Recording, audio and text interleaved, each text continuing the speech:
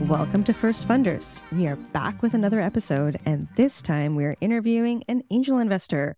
A lot of you have asked for more interviews from other angels, and we heard you.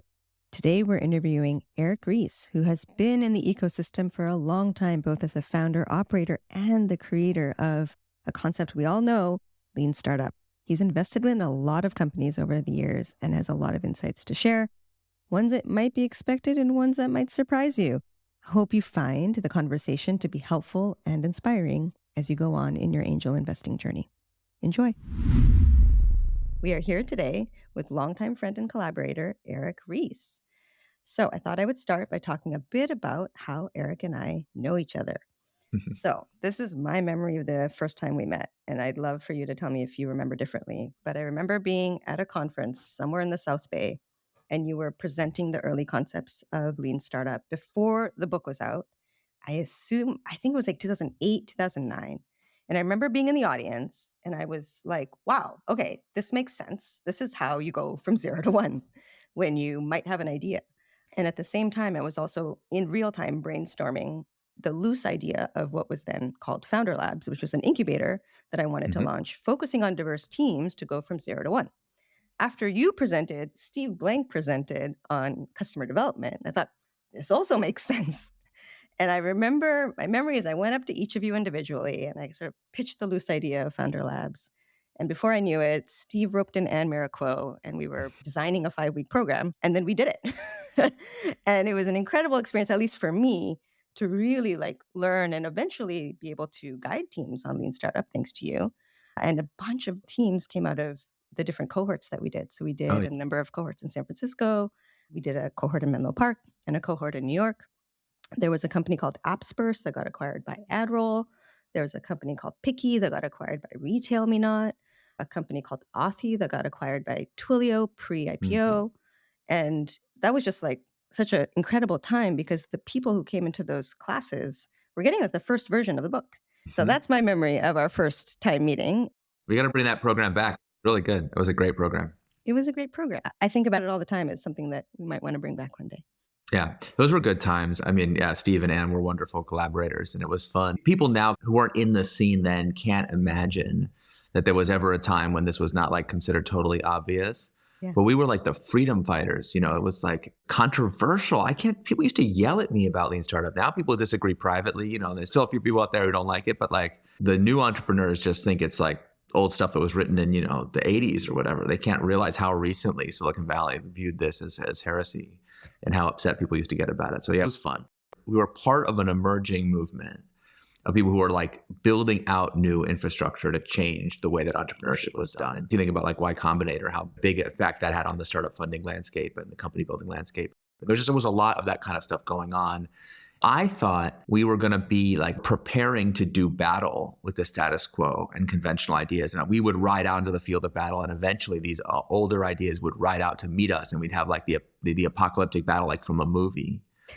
And that's just not how, that never happened. We were on the field of battle with no one else there. It was like a vacuum when these ideas that seemed invincible just crumbled under the weight of this new onslaught of energy. And I think about that a lot. Things can change faster and more profoundly than you think in a shorter amount of time than you think. So yeah, those were really fun times. It's always more fun than being successful later because, having an enemy and feeling like you're on the crusade is actually very, very enjoyable. I mean, you really made a dent in the universe with this work. Thanks for saying that. You did. And when we talk about it being sort of everywhere, I mean, it's being taught in college. I spoke at the University of Virginia a couple of years ago.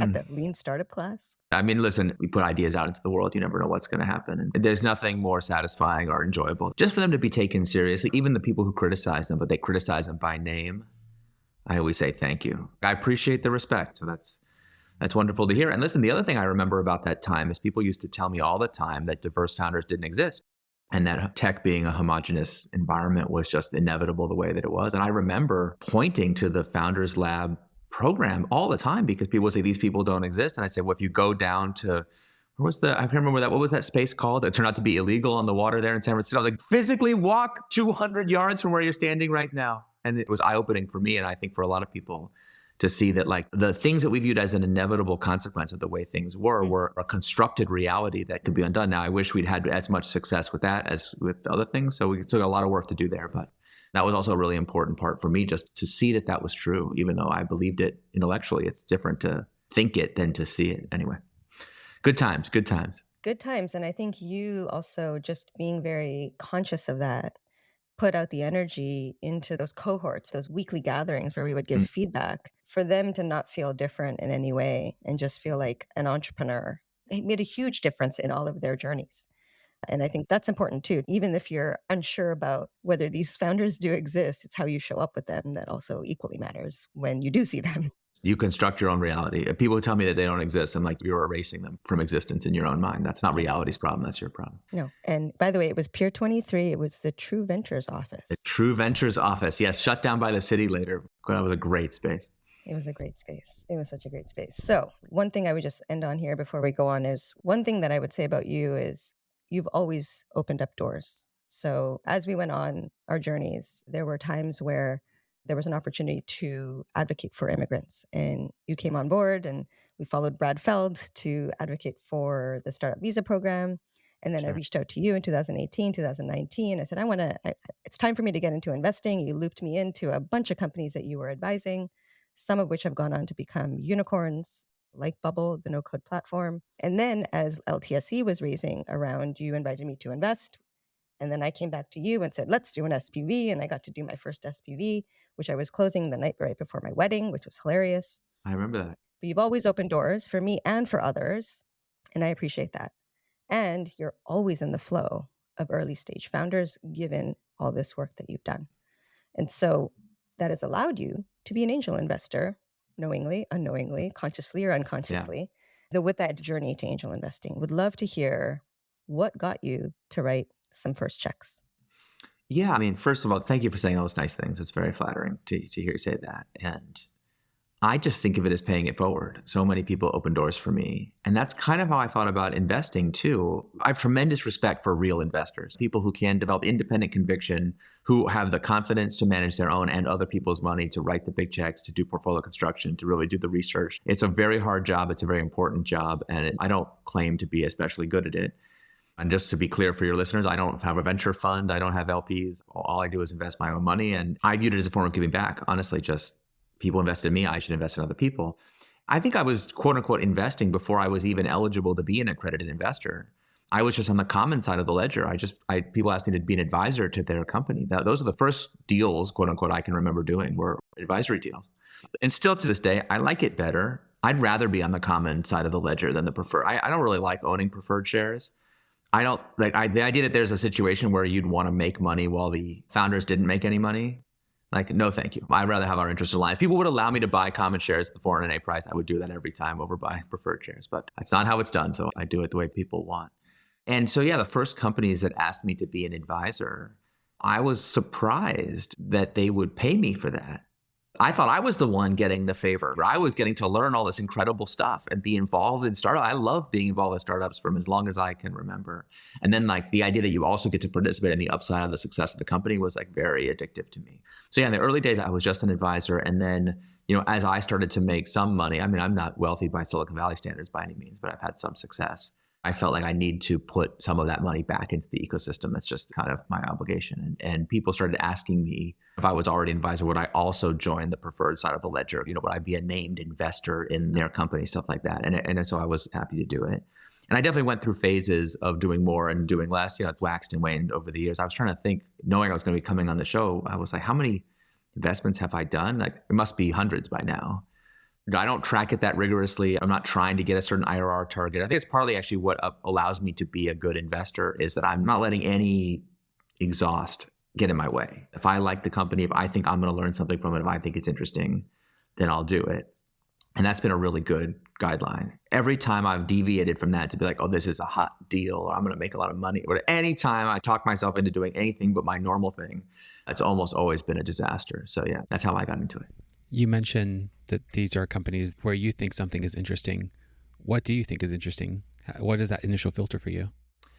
Well, I'm very lucky. I'm super privileged in that the first, I don't know how many of these companies I got to invest in, I knew the founders personally from something else. So very unfair. I didn't have to filter. It was just like, oh, this is someone who was an engineer I personally worked with. I always knew was really smart and would start a company one day. Like when people like that in your life go on and do something, I get offended if they don't ask me to be part of it. Like I'm like, wait, that's like, wait a minute, hold on. I thought we have a bond for life. Everything I do, everything you do, we're in it together.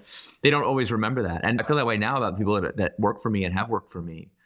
I've occasionally had them go off and do something and even if they're trying to get a new job or something and they don't call me to help, I'm like, what am I, job liver? Like, I thought you joined my family. Like, we're in this together now forever. I went through a lot of effort to choose you out of a million trillion other people I could have hired. So yeah, I want to be part of those journeys. I viewed that as really fun. And sometimes it led to an investment and sometimes it didn't. But like, as I've gotten more opportunities, what I've learned is to be interesting, it has to be either a really unusual person where it's like, oh, this is somebody that can teach me something. It's a smart person, a really interesting person, a very unusual background, they're charismatic, or they have tremendous determination, or just sometimes, the level of their conviction in their own thing is just so high that you want to be part of it. Or it has to be an industry or area thesis that I happen to have an interest in. Like, I'm really interested in education, changing in education. I'm really interested in changing in the financial system. I'm really interested in all kinds of AI stuff that, now everyone's all excited about, but I have been for a long time. So like over time, I developed these certain theses of like, for example, there's an awesome scientific paper I read many years ago that showed that not only can you harvest electricity, small amounts of electricity from the RF waves that saturate Wi-Fi signals and everything, you can harvest electricity from that.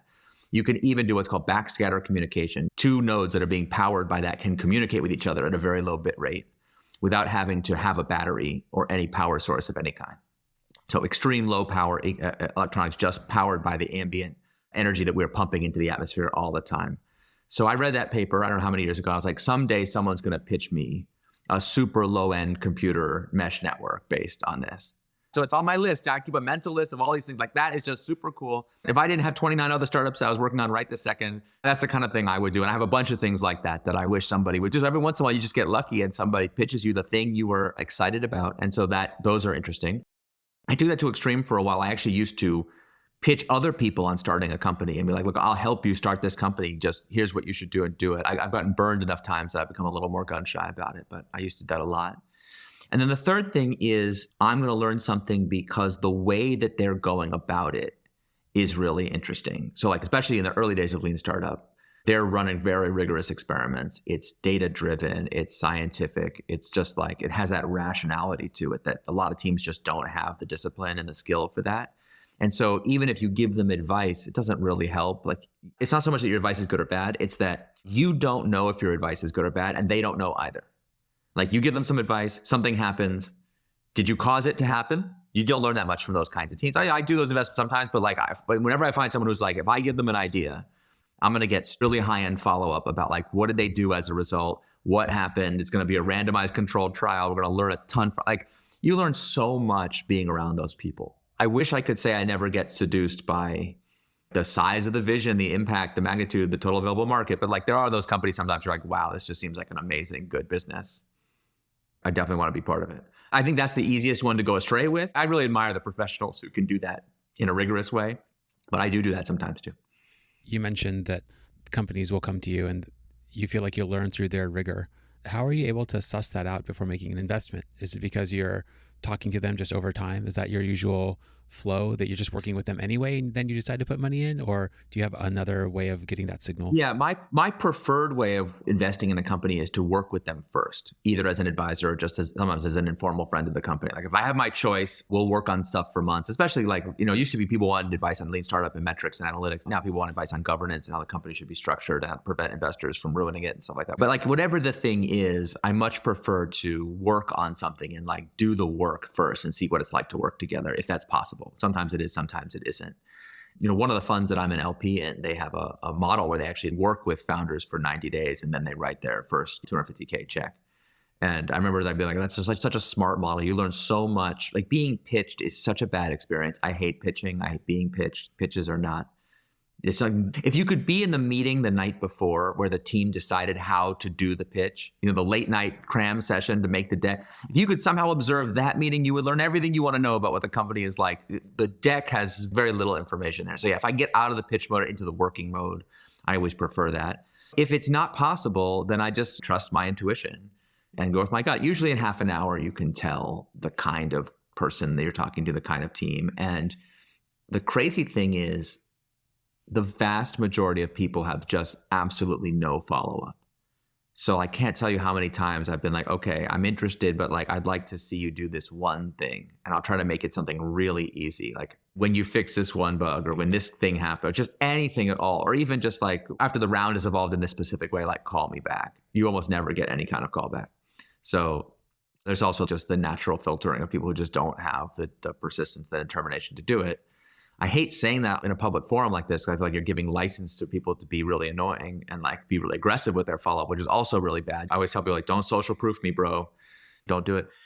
I was talking to a Y Combinator startup recently. I actually like their product a lot, and I just met them, and I happen to be the target customer for the product. So I was like, oh, I like this. It sounds good. The Y Combinator has like a very specific protocol you're supposed to run to like force investors to commit by the deadline. And I was like, look, I know what you're doing. I've been through the Y Combinator program. I know all those guys. I understand that they gave you this advice, but it's not working. So they were like trying to treat me like a regular investor. And I was just finally had to be like, look, just please stop contacting me. I don't want to do that. And like, look, they might be an awesome company. I might have missed out on an investment, but since I'm not in it for the money, I don't have the kind of FOMO like, oh no, the one that got away. It's just like, I'm going to invest the money anyway because I'm giving back. So if I miss it, I miss it. It happens. I'll learn from that experience. Hopefully that will help me in the future. That's amazing. We were going to ask this question, but I think you've kind of answered it, which is like, what's your why for investing? I think I'll just put it out there in case something different comes up. And when you think about all the investments you do make, what is your purpose? I mean, I'm not altruistic. I make investments to make money. Like I do like the return. I do like the impact. I feel like for-profit companies are a really important mechanism to maximize human flourishing in the world. That's to me actually like what the purpose of a for-profit company is. So getting to be part of the journey of the people that are doing that, I feel is super meaningful.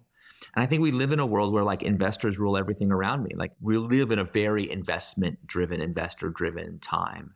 I love that it's the first Funders podcast. Nothing makes me happier than writing like the first $5,000 check to get a company started. Like I would much rather do that than write a bigger check later and make more money. I'd rather help something come into existence that wouldn't have otherwise happened. That I really enjoy. And so that makes me feel like I'm giving back. And then if I also make a return from that, then that just means I get to do more of it. So it has a kind of a compounding effect that I really enjoy.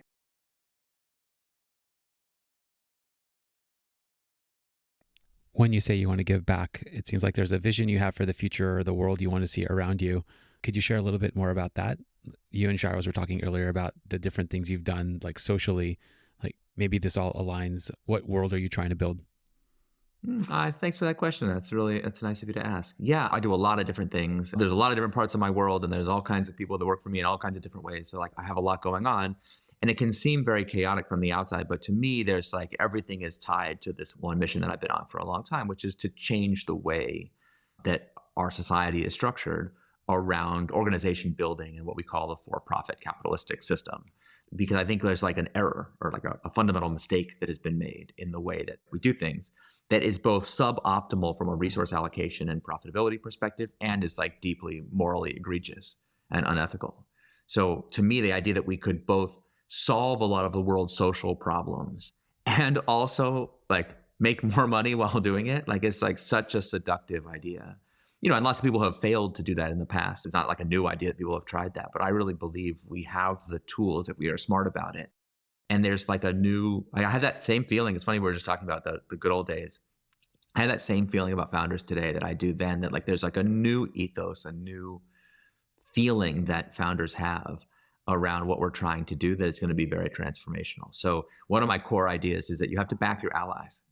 Humans are so prone to infighting. And I was just talking to someone this morning and they're a reformer. And I was like, oh, we should get all the reform groups together who are working on related things and promote them all together. And he was like, we could do that, but most of them are bad. I'm like, oh, really? I was like, oh, no, not this again. And it's like, even though we agree on 95% of things, that guy's taking credit for stuff he didn't really do. And this guy, his model's not as good as it. And I was like, oh, not this again. Like humans are so prone to this. Like the person who disagrees with you 5% drives you far more crazy than your actual enemies. And like, that's true whether we're talking about defending democracy against fascism or lots of things way more mundane than that. It's just how we are. So like, to fight back against that, you have to give back. You have to back your allies. You have to like people who are aligned with you, even if you don't agree about everything. You have to do what you can to help them and hope that they'll reciprocate. So like, that's one really important part of this, like nurturing this new movement. And the other thing is, it's funny, we were just talking about this in the context of Lean Startup. We're up against an economic orthodoxy that is as entrenched as it is irrational. Like, it's full of all these cargo cult and like just fake beliefs that are not true. That I won't get into the academic research and the studies. I mean, I could take over your whole podcast with that. But like, when I talk to people, like I was talking to a founder the other day, I spent a long time with him, an hour, 2 hours, like really, this is a person who's very influential. I was like, look, you really need to see that you can be part of the solution here. And he was very much like, after I really talked to him for a long time, he's like, no, I really believe in my ethos. Like, I want my company to be trustworthy. I really believe in making long-term investments. He had this framework he called being exploitative versus being additive. I want to be additive, not exploitative. I want to make sure we're actually generating real value in the world. He had already had the realization, which is hard for a lot of people, that that is his source of competitive advantage. That's not some altruistic thing on the side he has to apologize for. The reason his business works is because he made that investment. If you take that away, the whole thing would collapse. And even despite our agreement on those points, even in the face of all that, I said, look, so we have to work together to change the system. He's like, man, that just seems too hard. So hard. How are you going to do that? Seems too hard. And I was like, look, honestly, it's not your job or mine to judge how hard it's going to be. We don't know. Is this thing formidable or is it a paper tiger? We'll see. But we can't know that. We have to do it anyway. And I feel like that is such the common entrepreneurial thing. Like the thing that I really admire about people who, have a different idea, who are actually contrarian, not the people who, all these cargo cult fake contrarians around in the investment community. They're all contrarian in the exact same way. It's very funny. But like the people who really have an individual, independent insight, conviction around it, and like are willing to make the attempt, like there's something really amazing about that and courageous about it, that we spend so much time in analysis trying to judge how likely is it to occur. And that's actually not that important of a question. And so like, we should ask ourselves better questions like, if it were to occur, how valuable is that? And like, is there a plausible path to get from here to there? Does this make sense from first principles thinking, right? Leaving aside convention and so-called best practices. Does it have the logic of reality on its side? Anyway, when you ask those kinds of questions, there's people whose ideas might seem crazy, but actually it's not that long before they're seen as inevitable. When you talk about additive versus exploitative, that really resonates personally. And I think that's one of the reasons why I had a hard time just doing venture capital on that side of the table. Do you think that's one of your filters? Like, I'll give you an example. I really don't want to invest in advertising-based companies, right? Because I consider that exploitative, right? And it's not really adding to the future I want to see. Do you consider that as part of the filter? Because some people would say, well, make the money and then use the money to make something additive happen. Oh yeah, I don't buy into that framework at all. Yeah, that was obviously FTX made that super famous. But like, even before FTX and I remember at Stanford Business School, people used to talk about the deferred life plan. I don't remember whose coinage that is, but it's basically like you make all this money and then in retirement, you give back and do good stuff. And it's like the implicit belief of those people is that how you make your money doesn't matter because the system is the way that it is. And so just you get your money, then you give back. And of course, the problem with that is you're lending your life force, your energy to systems that are bad, by which you make money, but then you don't sleep very well at night. And if you want to know why we're having a crisis of all these billionaires who seem to be going crazy before our eyes, like I think we know the answers. A lot of people are making a lot of money in ways that make them very uncomfortable, and they're having trouble sleeping at night. And like, don't be that. It's like, don't be that person. Don't build those kind of companies and don't invest in them. Absolutely. I can't tell you how hard it was to avoid making money from crypto. I worked really hard at it. I probably made some money from crypto somewhere. But I didn't invest in any initial coin offerings. I did not participate in any of the like specialized venture funds that were like basically running a very sophisticated pump and dump where they got in early. Like there's all these people who made so much money in Silicon Valley on products that ultimately like the end investor didn't make any money from. They turned out basically to be useless. And I'm not anti-crypto actually. For example, like Chia is being used for good stuff like that. I think there's good stuff there. And listen, I read the blockchain paper when it first came out. As a computer scientist, I was like, this is amazing. If you told me when I was younger that this problem would ever be solved, that Byzantine generals problem would be solved, I would have been, that's never going to be solved. Unsolvable problem. Somebody solved it. Amazing. Okay. All very impressive. So I don't mean to be anti-crypto, but just my filter was like, I don't think these projects are useful. I don't actually believe that they're accomplishing what they say they're going to accomplish. And that is true. I tend to stay away from stuff like that. Someone just pitched me a sports gambling website yesterday, and I have no doubt that they're going to make a lot of money from it. But life's too short. No, thank you. Yeah, like I didn't make money from tech-enabled tobacco. That stuff just struck me as super, super evil. So yeah, that's no, thank you. I love it. I think all three of us probably want to invest in the same types of companies and founders. I think we're on the same page here. So let's do one thing. Let's rewind the clock to early days again. If we can go back there, where there was a moment where a company said, hey, I'd love for you to put money in. And it doesn't have to be the exact first investment, but if you can rewind the clock to that moment where you actually like made a wire and maybe the first, second, or third time, and it was like really memorable for you, right? Like, what was that company? How did you find it? What happened to it? Like, just what was that first moment where you said, okay, I'm going to put money into a company? This is embarrassing, but I don't even remember. I made so many investments now. Although, I do remember like learning how to send a wire was actually like, it's very cumbersome. You don't, that's the kind of thing you learn. How do you like do it in such a way that you can't be easily defrauded? I remember one of my mentors was like, don't make it too easy to send a wire. Like, don't pick your bank account by how easy it is to send the wire. You want something where a human has to check with you about it. Gosh. And of course, now, my brain immediately goes to the company I didn't invest in. I remember the Palantir founders were like, you want to put some money in? I was like, I don't, that's not my thing. No, thanks. So that's the other thing, is it's very different now. Like, I remember that the early days of this was before there was any infrastructure for it. So it was very, very one-off, bespoke. Everything was kind of random. And then I remember going through when AngelList first was successful. Another one where I turned down the chance to invest. Now that you mention it, I remember that Nippy offered me the chance. I said, I was writing too small of a check for him. It wasn't worth it. He's like, well, I'll make you an advisor anyway. And I never got around to it. So I can remember those things really easily. Like, oh, I should have done that. Oh, I should have done that. Should have been in that fund or whatever. But I did go through a phase, and a lot of investors do this, which is really bad. AngelList turned investing into like e-commerce for me for a while. Because you could just like go on there and see all the startups and just like you could put $1,000 here, $1,000 there, and whatever. I didn't make a single dollar from any of this. So yeah, gosh, I wish I could tell you an early investing story, but the truth is I just can't remember. I think you bring up two things that might be useful to our audience. One is you talked about the initial check sizes and it being too small for something like AngelList. Could you share what your check sizes were back then at the very beginning and what they are today for those who are listening to you? Oh, yeah. I really like to write a $10,000 check or less. I don't like to write big checks. I have deviated from that, but I have tried. Like, if I'm going to invest $100,000, the professional investor portfolio construction correct answer is to make highly concentrated, non-correlated bets. And so they would say, like, wait and find the right team and put all the money into it. But I've never been comfortable with that because my goal is to learn as much as possible. And if I can learn from 10 companies instead of learning from one, I much prefer that. There was a time when $10,000 was like a really big check to me, and I was really scary to write that kind of check. And now I could write bigger checks, but I don't. Anyway, I've gone through various phases because, of course, my liquidity also is tied up in my own companies.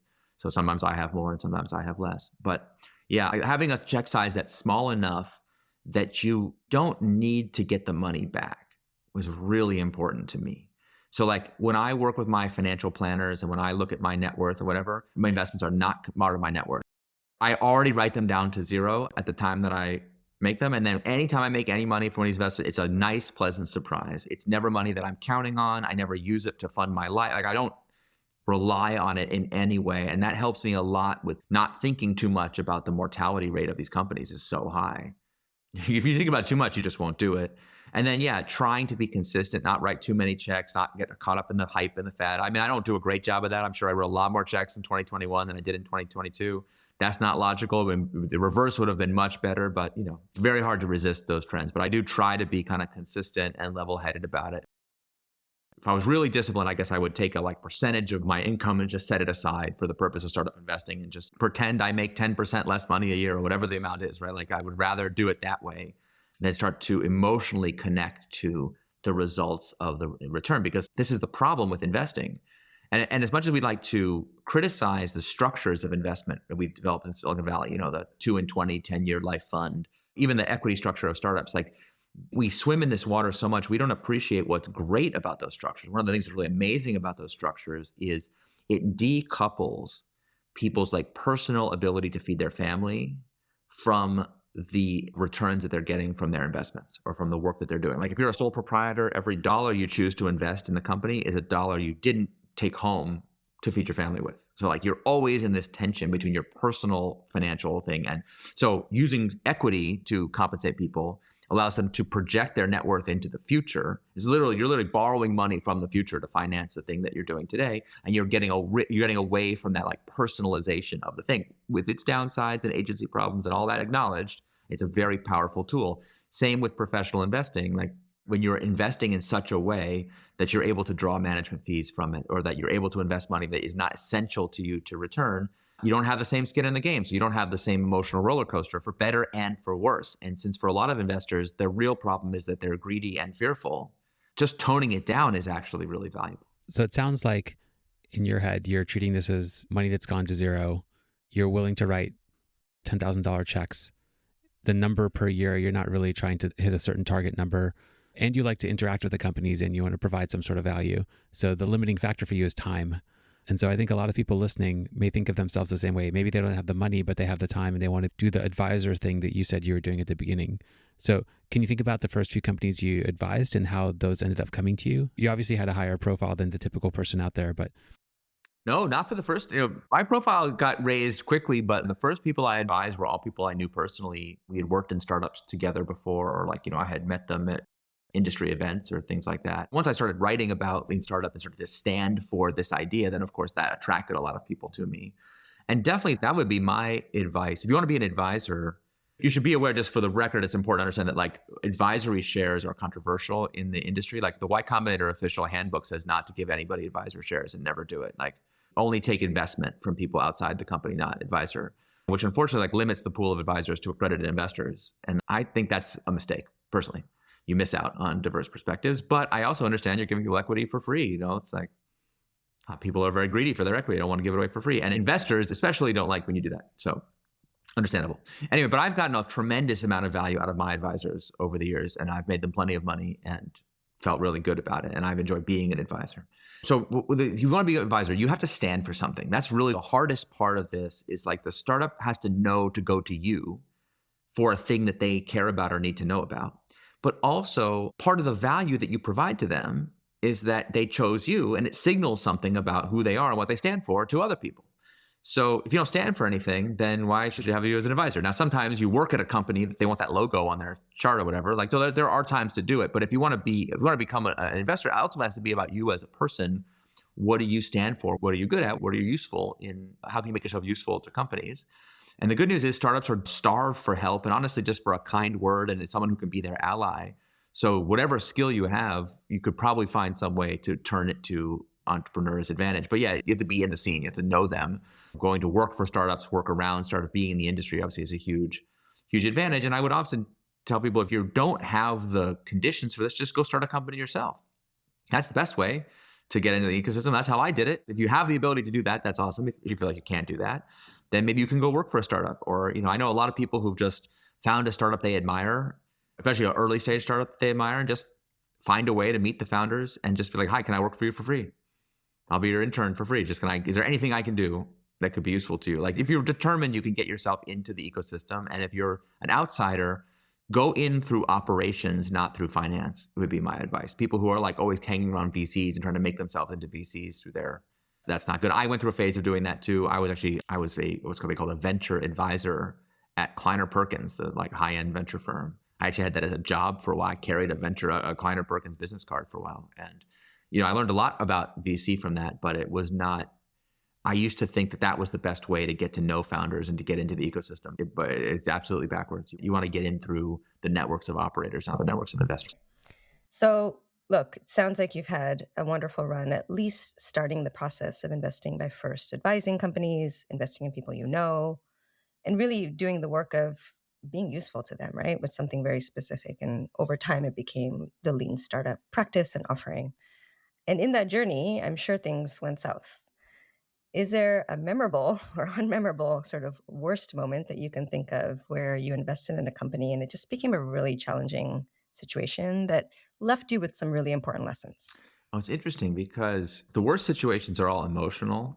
The companies I've lost the most money in were all times when I talked myself into deviating from my normal pattern and convinced myself I was thinking of a company that was awesome, just seemed so great on paper. I was like, this company can't possibly not make money.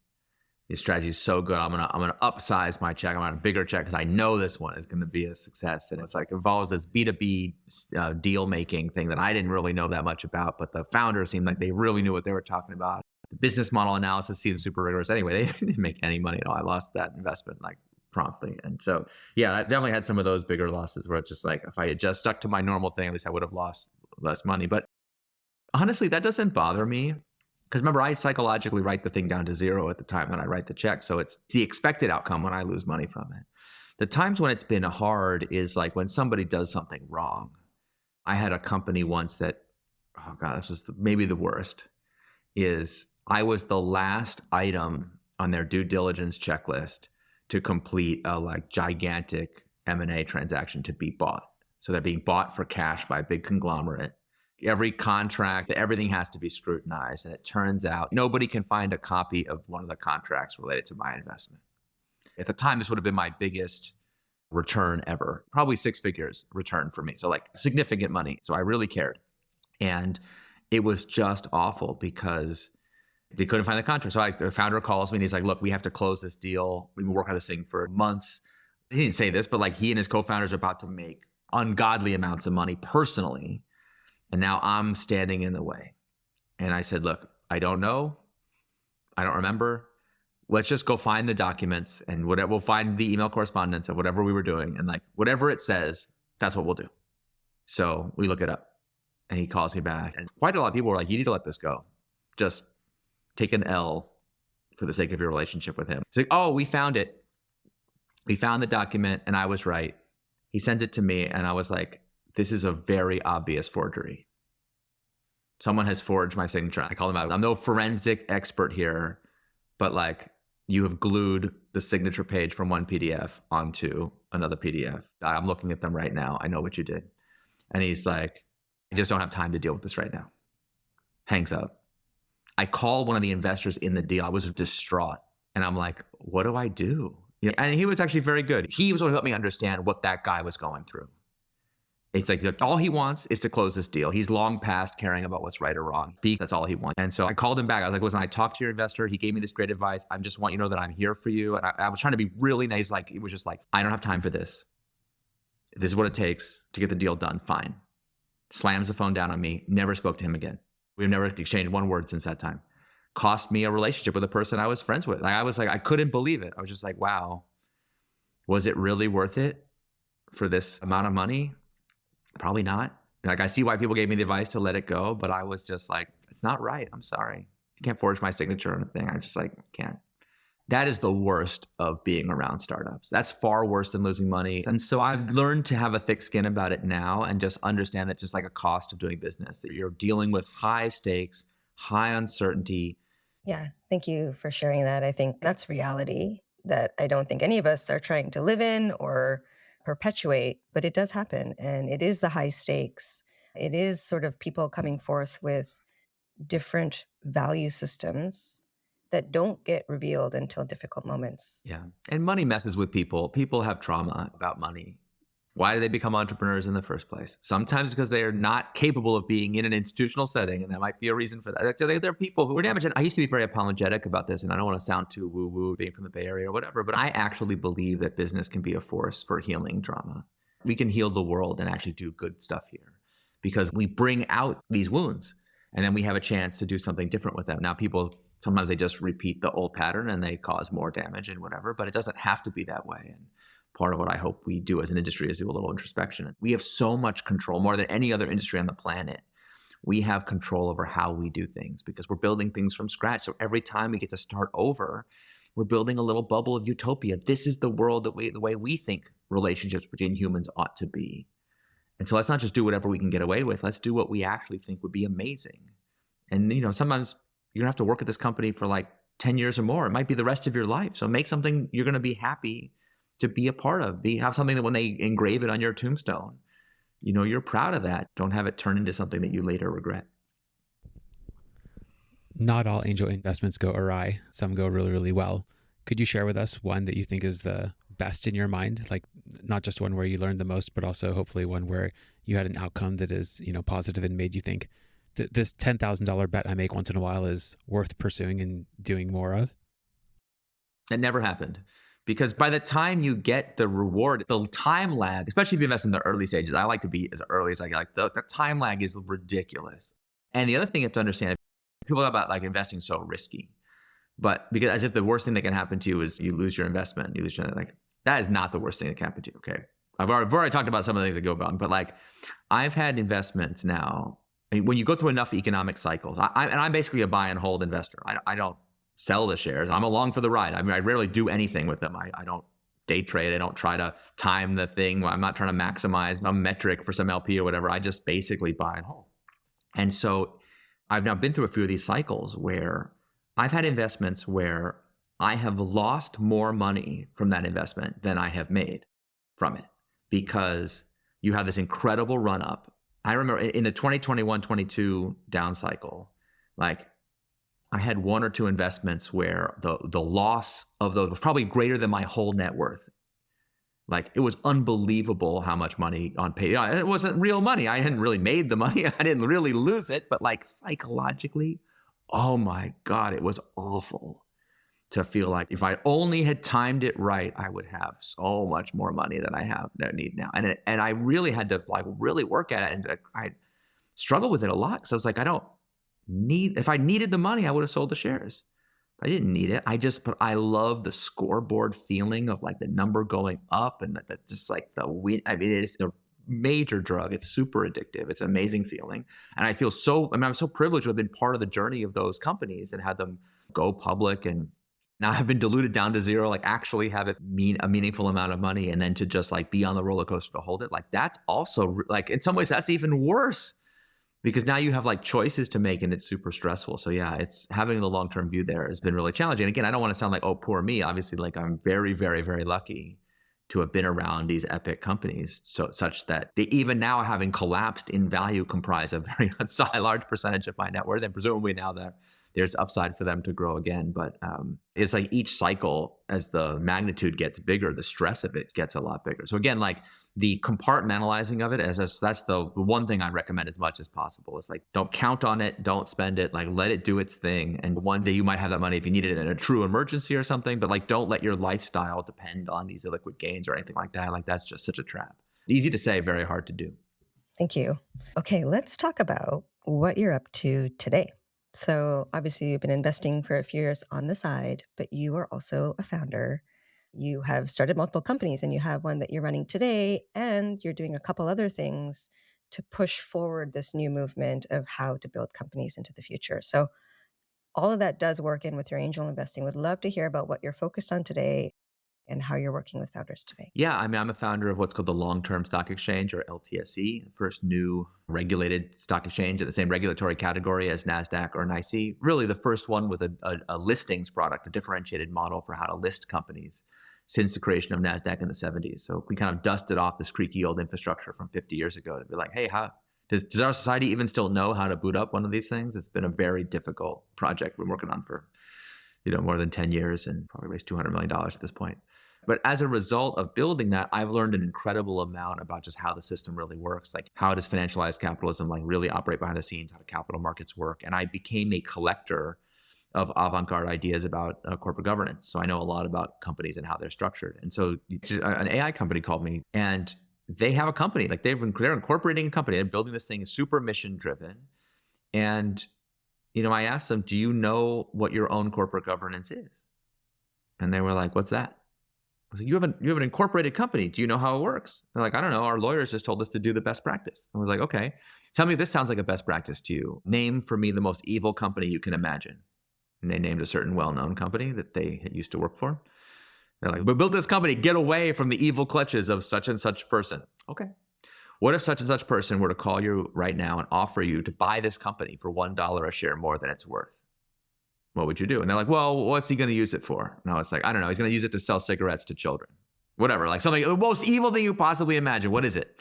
He told me. They had actually a way worse thing in mind. I was like, okay, that's their plan. And they were like, well, obviously we're not doing that. I was like, great, let's go read your corporate governance documents. Oh, look, Did you know that according to most corporate governance experts, the paperwork you yourself just signed to file in Delaware says not only do you have to consider this offer, you have a fiduciary duty to do it. And they were like, that's the most horrible thing I've ever heard. It's like, yeah. And what's so interesting, I've had that conversation now hundreds of times with founders. I'm often the very first person to ever talk to them about corporate governance. And yet when you're like, so let's do something different, we're so afraid to do anything different. I don't know. The lawyer says, investors might not like it. And they call me back, investors might not like it. I was like, did they give you any names? What investors might not like it? Did they say any? I was like, oh, investors in general? Can I call the guy who doesn't like it? Can we be specific? We got to build structures. I call it being a mission controlled company that allow us to really put long-term, like our long-term ambitions really at the center of the structure. And then our companies can actually be trustworthy counterparties.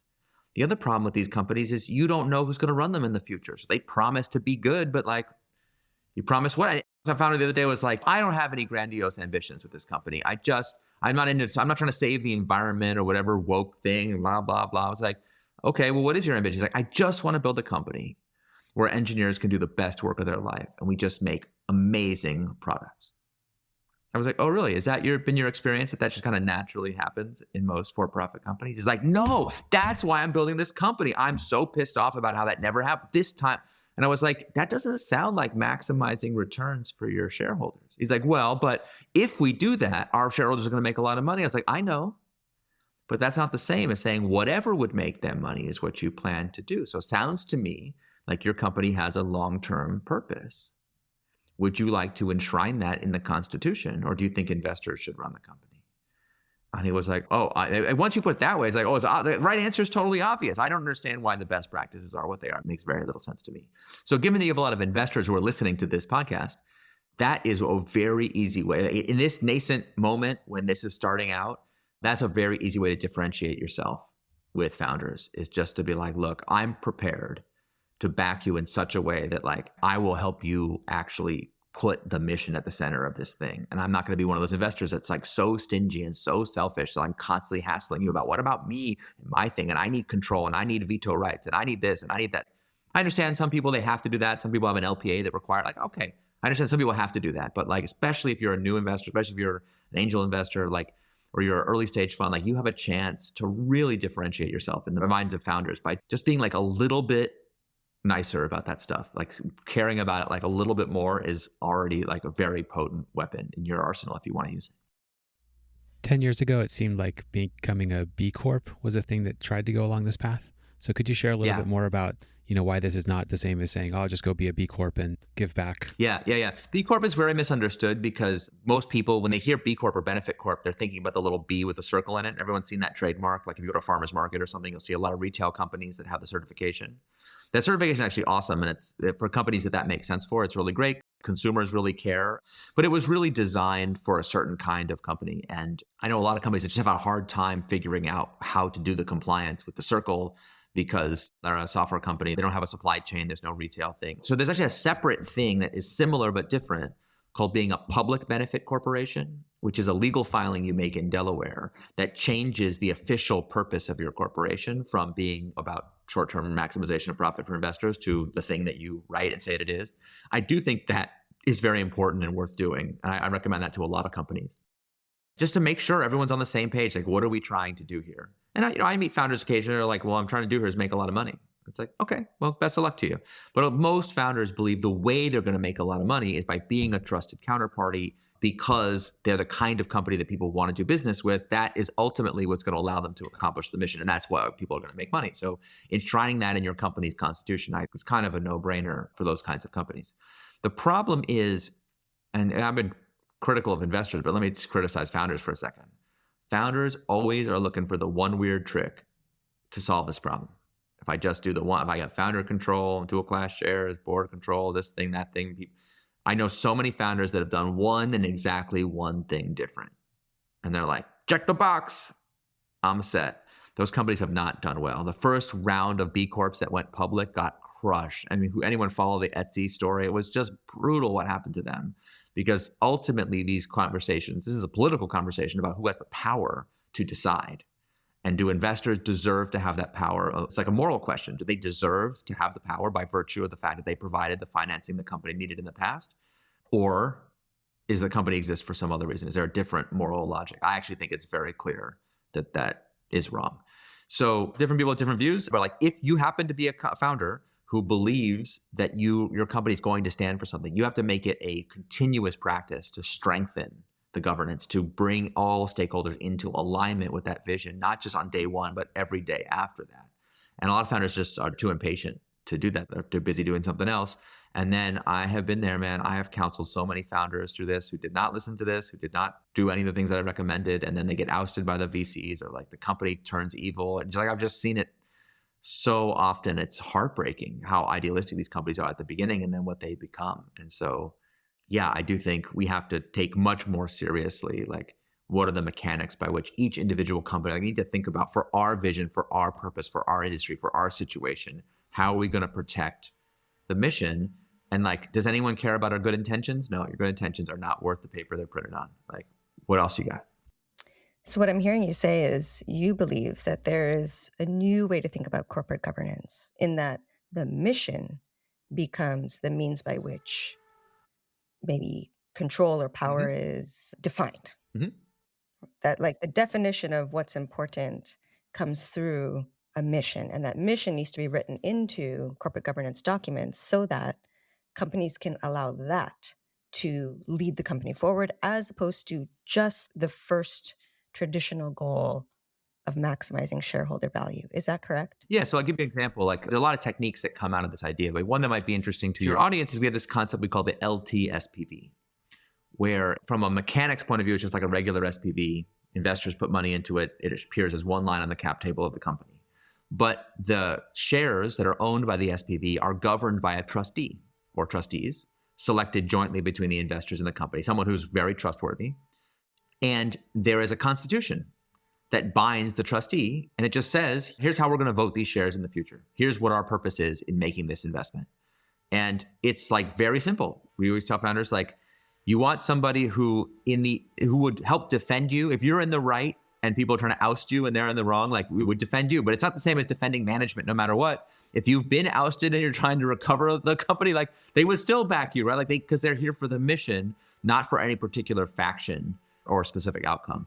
So like, that's an investment product that's like very similar to what we do today. It's like a very slight difference, but I think it's very meaningful to start to reimagine what could the relationship between investors and companies look like. We do similar things for employees. We can do what's called an employee voting trust, which is very cool. People may know Anthropic, the AI company. I helped design what they call the long-term benefit trust, the LTBT, which is another example of how this can be done. There's a whole literature on companies that have a foundation, a nonprofit foundation that's involved in their governance, that has the ability to appoint board seats. There's something called the board mission pledge. There's so much you can do that deviates from the cookie cutter standard advice we tend to give startups. And there's a vast academic literature on those techniques that, like, if the dominant theory of financialized capitalism was correct, these techniques would lead to underperformance because ruthlessly efficient companies would perform better and make more money. But the data shows the opposite.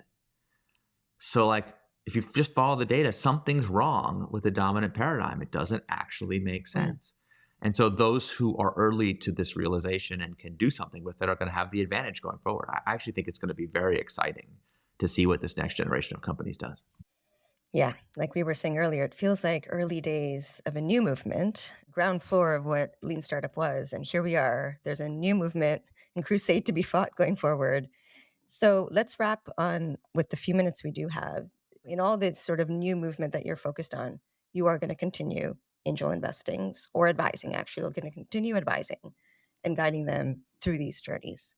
So as you continue in this angel journey, is there anything you'd like to share with the listeners who are investors on what you do to get better at this game of investing? Even if you're making the choice to advise a company, what are you doing to get better at this?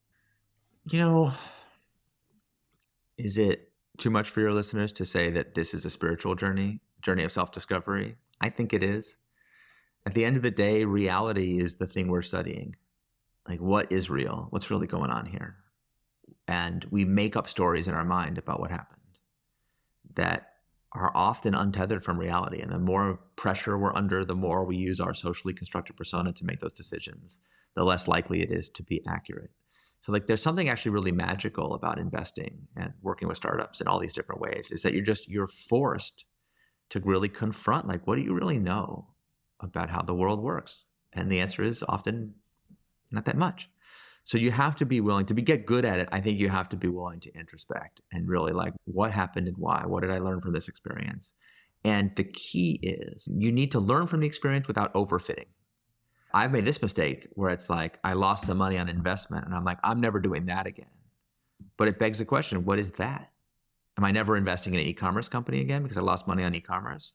I'm never investing in a founder that looks like that because those demographic characteristics bother me. That's a very natural human intuition. We do that whether we admit it or not. That's a terrible inference to make. Not just it's immoral, but also stupid.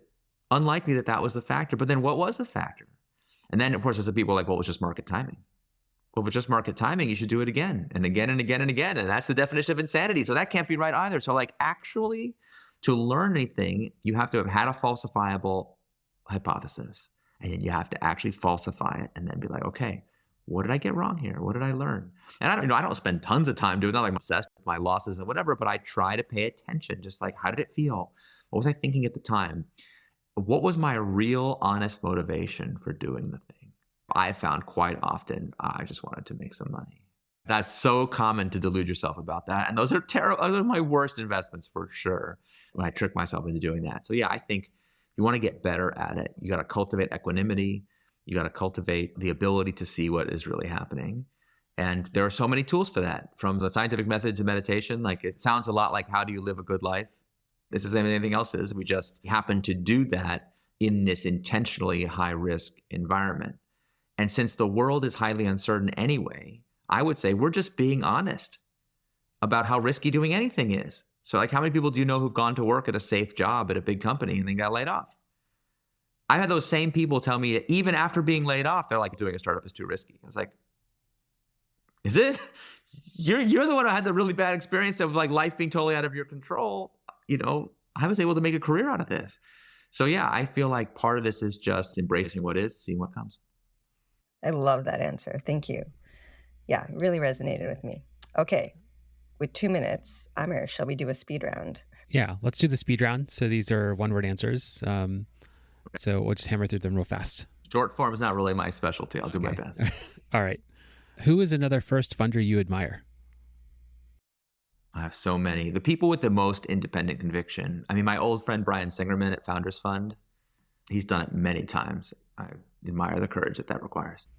What is a book or piece of media that has had a major impact on how you invest? Besides your own. If I listened to my own advice, I probably would do it less. Is it too cliche to say Dune these days? I feel like Dune is like back in the popular culture, which is awesome. That book was so meaningful to me. Oh, why Dune? I mean, if you have to ask, what can I say? Yeah, I don't know. I think that it's part of a genre of books that really take seriously the question of like, what are institutions and how do they interact? And just like, what are the ways that the hero's journey can be both awesome and go terribly wrong? That just to me has always felt all too relevant for this kind of work. So yeah. Zoom, phone, or in-person meetings? I actually like talking to people on the phone. I'm so old-fashioned. I still use a dial-in conference line when I can get away with it because I'm very introverted and I spend so much of my days in meetings now. I was much happier when I could write code all day because like that was more my natural rhythm. And so now like, yeah, the number of in-person and Zoom meetings I have to do per day burns me out. And I burn out a little less if I can just be on the phone. Social media platform of choice? Hate social media. Get me off social media. Yeah, I do not.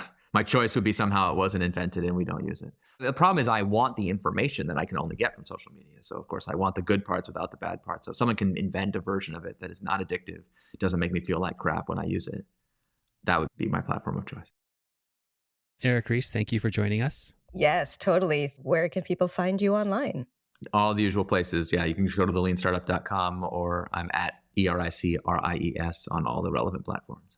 But you're not on it because you hate it. I wish I was not on it. And yet there I am.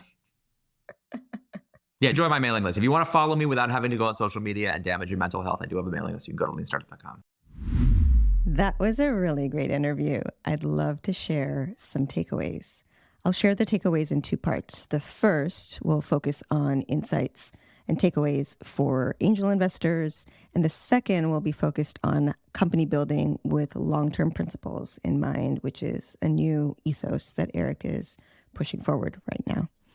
So in terms of takeaways for angel investors, Eric has invested in over 100 companies over the years, very often one of the first early checks.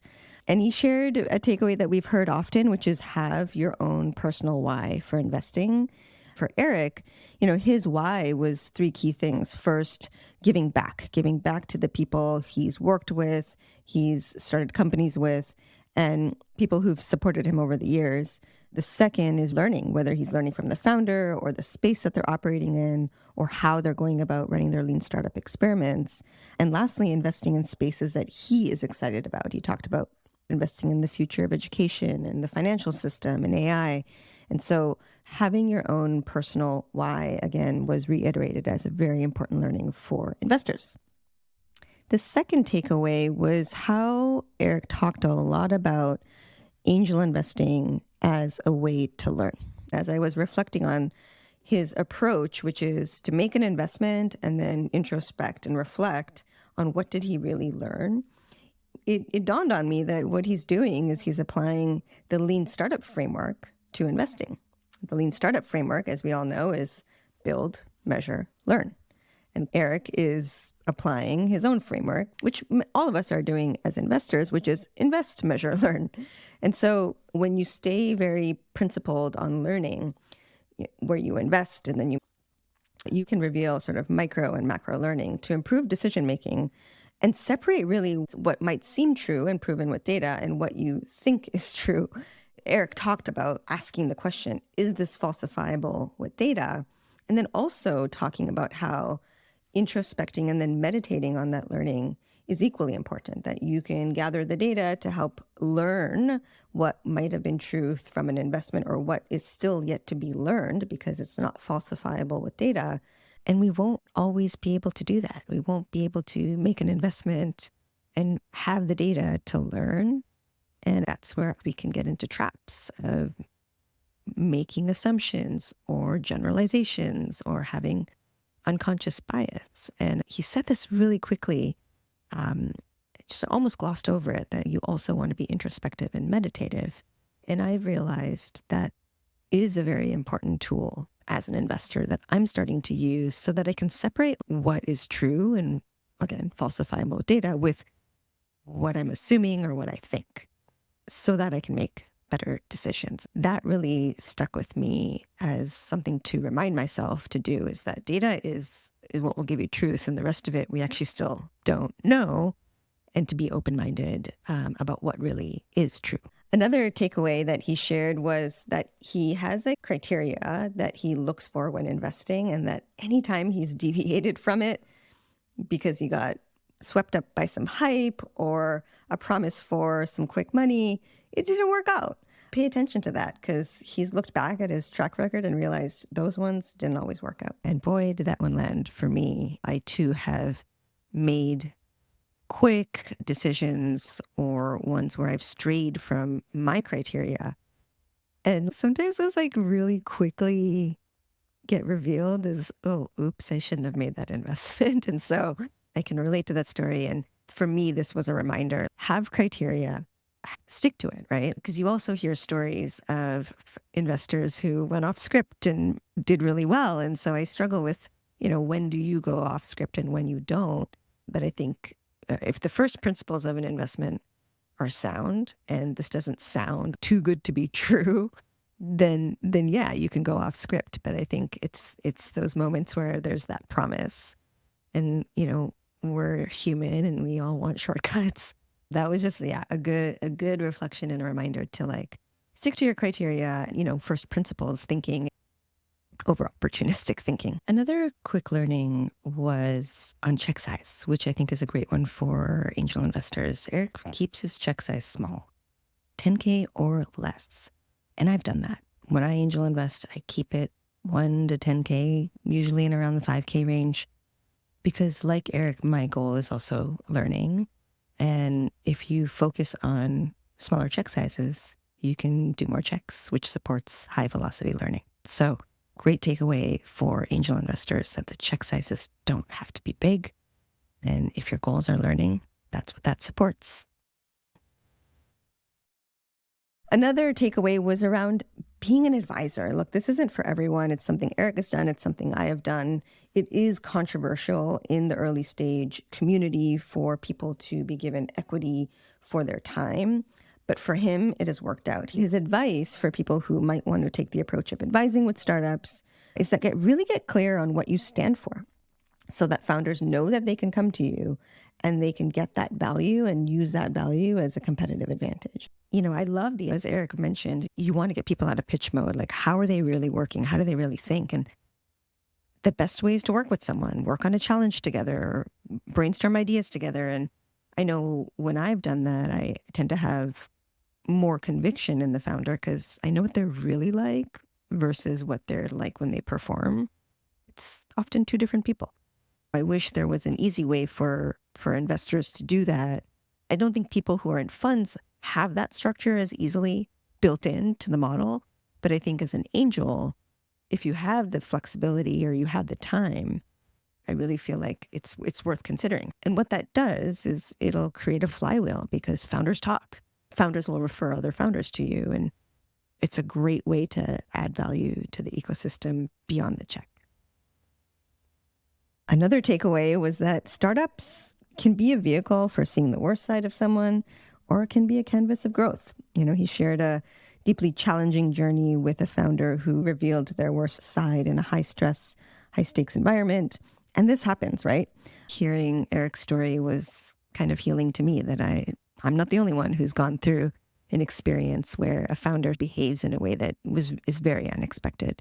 And what Eric suggested is sometimes these high stakes and high stress moments can be an opportunity for personal growth. A founder can choose a different way instead of being triggered by the stress or the trauma in these moments. And we can all sort of use company building as a canvas for growth. I loved that. I've done that personally. I think it's really important to think about. Okay, part 2 of takeaways. Eric talked about on building companies from day zero with a mission-centered mindset, right? He believes there's a new way where the sole goal of maximizing shareholder value isn't going to sustain and create the most high-performing companies. He alluded to data showing that mission-first companies are outperforming traditional capitalist-first companies. And so some tools that he quickly talked on was the Public Benefit Corporation structure, and we'll link to it in our newsletter, which balances stockholder value with one or more specific public benefits. And I thought it's really interesting to think about the future of companies where they weave in both mission and profits. And so, is there a new way forward to build companies that have the long term in mind, that have a mission at the center, and still drive massive profits and impact? I want the answer to be yes. I'm not exactly sure how it works yet for venture-backed startups. I know we've tried impact investing, we've tried the B-Corp, as we talked about in the episode, and I don't think we're there yet. And I hope that there is a way forward, because what I've noticed is that companies that do operate from a mission and a purpose attract talent, are able to retain talent, attract customers in a different way. Like, things are changing, right? People want to align to something bigger than themselves. And with, the massive amounts of choice we have, on the products and services side, it can be a differentiating factor. And same goes for employees who are looking for great places to work. And so, look, this is all forming. I'm curious to see how this all evolves over the next few years. If a subset of existing tech startups embrace this, does it lead to a new wave of companies that do outperform the types of companies we have today? Because we do all know something needs to change. And so look, Eric's approach to angel investing is clearly unique in that he has the advisory approach. He has a focus on long-term mission alignment with founders and their stakeholders. He's really focused on continuous learning, introspection. He's a unique angel investor in our ecosystem, and we are lucky to have him doing the work that he's doing. So thank you again, Eric, for this time. That's all for this week. Thanks for listening. We'd love your feedback and suggestions on topics and guests. You can find us on Twitter X @Shahroz and @Averani. Subscribe to our newsletter to get behind-the-scenes access, learn more about the guests, and receive the key takeaways from each episode. You can find it at firstfunderspod.com/newsletter. And don't forget to subscribe and share with your friends at firstfunderspod.com/subscribe.